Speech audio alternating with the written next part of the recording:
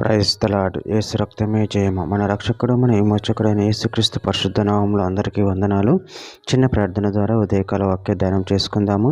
పరిశుద్ధుడ మహాగణుడు అయిన దేవ యేసయ్య సర్వాధికారి నాయన మీకే వేలాది వందనములు కృతజ్ఞతాస్తుతి స్తోత్రం చెల్లించుకుంటున్నాను దేవ. ఉదయకాలం ప్రభు వాక్య భాగం ధ్యానిస్తుండగా వాక్య భాగం మాకు అర్థమవునట్లు సహాయం చేసి మీ కృపలో బలపరిచి స్థిరపరిచి మీకు మాదిరిగా మమ్మల్ని నడిపించమని ఈ చిన్న ప్రార్థన ప్రభువు యేసుక్రీస్తు సత్య పరిశుద్ధ నామములో అడిగి వేడుకుంటున్నాను తండ్రి. Amen amen. కొరింథీయులకు రాసిన 2వ పత్రిక 1వ అధ్యాయం 22వ వచనం. ఆయన మనకు ముద్ర వేసి మన హృదయములలో మనకు ఆత్మను సంచకరువును అనుగ్రహించి ఉన్నాడు. ఆమె దేవుని వాక్య భాగం దీవించును కాక. ప్రభునందు ప్రియులారు, ఇక్కడ వాక్య భాగంలో గమనించి చూసినట్లయితే ఆయన మనకు ముద్ర వేసి మన హృదయములలో మనకు ఆత్మను సంచకరువును అనుగ్రహించి ఉన్నాడు. అదేవిధంగా వాక్య భాగంలో గమనించి చూసినట్లయితే యోహాను సువార్త 6వ అధ్యాయం 27వ వచనంలో క్షయమైన ఆహారం కొరకు కష్టపడుకుడి గాని నిత్య జీవము కలుగచేయు అక్షయమైన ఆహారం కొరకే కష్టపడుడి. మనుష్య కుమారుడు దానిని మీకు ఇచ్చును. అందుకై తండ్రి అయిన దేవుడు ఆయనకు ముద్ర వేసి ఉన్నాడని చెప్పాను.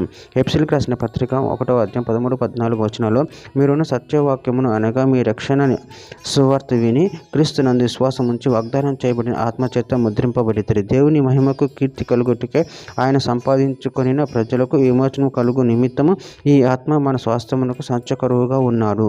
ఎఫెసీయులకు రాసిన పత్రిక 4వ అధ్యాయం 30వ వచనంలో దేవుని పరిశుద్ధాత్మను దుఃఖపరచుకుడి వివేచన దినము వరకు ఆయన యందు మీరు ముద్రింపబడి ఉన్నారు. రోమీయులకు రాసిన పత్రిక 8వ అధ్యాయం 9వ వచనంలో దేవుని ఆత్మని మీలో నివసించి ఉన్న ఎడల మీరు ఆత్మ స్వభావం గలవారే కానీ శరీర స్వభావం గలవారు కారు. ఎవడైనా క్రీస్తు ఆత్మ లేని వాడితే వాడైన వాడు కాడు. రోమీయులకు రాసిన పత్రిక 8వ అధ్యాయం 23వ వచనంలో అంతేకాదు ఆత్మ యొక్క ప్రతిఫలముల నొందిన మనము కూడా దత్తపుత్రాత్మ కొరకు అనగా మన దేహం యొక్క విమోచనం కొరకు కనిపెట్టుచు మనలో మనము మూలుగుచున్నాము. రోమీయులకు రాసిన పత్రిక 5వ అధ్యాయం 5వ వచనంలో ఎందుకనగా ఈ నిరీక్షణ మనల్ని సిగ్గుపరచదు, మనకు అనుగ్రహింపబడిన పరిశుద్ధాత్మ ద్వారా దేవుని ప్రేమ మన హృదయంలో కుమ్మరించబడి ఉన్నది. గలతీయులకు రాసిన పత్రిక 4వ అధ్యాయం 6వ వచనం మరియు మీరు కుమారులై ఉన్నందున నాయన తండ్రి అని మొరపెట్టు తన కుమారుని ఆత్మను దేవుడు మన హృదయంలోనికి పంపెను. చివరిగా ఒక మాట యోహాను రాసిన మొదటి పత్రిక 2వ అధ్యాయం 20వ వచనం అయితే మీరు పరిశుద్ధుని వలన అభిషేకం పొందిన వారు కనుక సమస్తమును ఎరుగుదురు. ఆమె దేవుడి వాక్య భాగం దీవించిన కాక చిన్న ప్రార్థన చేసుకుందాము. పరిశుద్ధుడా ప్రేమ గల దేవ యేసయ్య, మీరు ఇచ్చిన వాక్యదానాన్ని బట్టి ప్రభావ మీకు కృతజ్ఞతలు చెల్లించుకుంటున్నాను తండ్రి. నేను మీ ఆత్మీయ ప్రభావ మాకు సంచకరువుగా ఉన్న తండ్రి.